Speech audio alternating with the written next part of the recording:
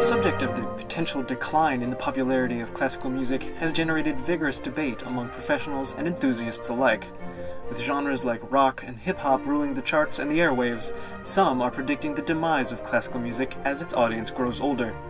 A recent report from the National Endowment for the Arts demonstrates that attendance at symphony orchestra concerts has been falling across all age groups for close to 30 years. It's just like a whole different genre of music than what people normally our age, what people would associate people our age listening to. Maybe a little bit slow, you can't really, I guess, party to it. It's not played so much on the radio, and that's a really big thing because kids are raised on the radio. Music educators and performers say that there's a value to instilling a love for classical music in the nation's youth. But will their efforts be enough to attract a newer, younger audience to an older art form? Most professionals agree that music education has an important role to play in getting young people excited about classical music. Joel Fuller has been teaching violin professionally for a number of years. Definitely learning how to play an instrument will foster an appreciation for listening to it in production. It maybe gives kids a chance to see and hear and learn things that otherwise they wouldn't from their families. So in that way, it's an outlet for a kid to learn something that their parents may necessarily not know anything about. So I think it's a good introduction to classical music. Glenn Garlick is assistant principal cellist for the National Symphony Orchestra, which plays its concerts in the Kennedy Center in Washington, D.C. When I was young, we had music in the public schools. It was just part of the curriculum. And that gradually fell away, got peeled away like so many things with budget cuts.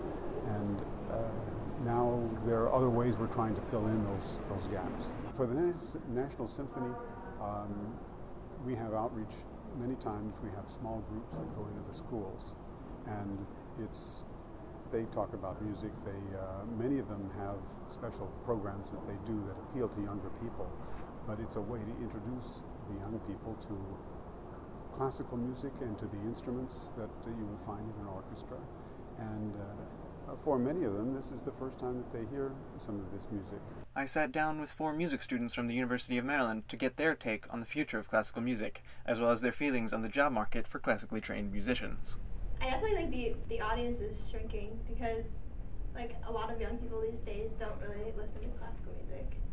And besides like the people who actually play it.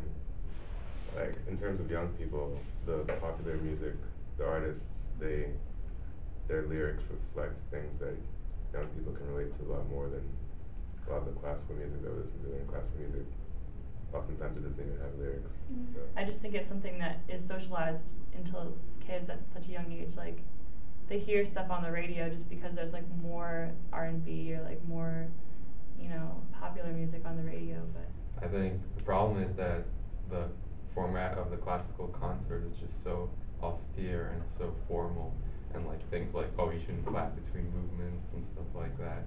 And there's like so many rules, and you have to be so knowledgeable and know about like Beethoven and the historical events of Beethoven's day to be able to appreciate his music. And people say you can't just come out of nowhere and start listening to it and just enjoy it. You have to have all this background knowledge and all this other cultural knowledge. Saying, you have to, in this day and age, you have to be very talented and know about a lot of different things.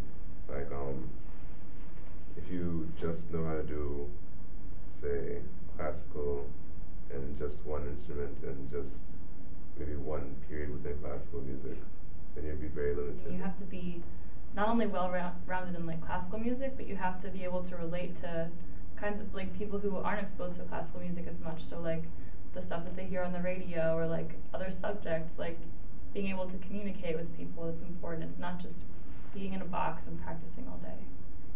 Times are changing. I think you need to be more worldly than that in order to succeed.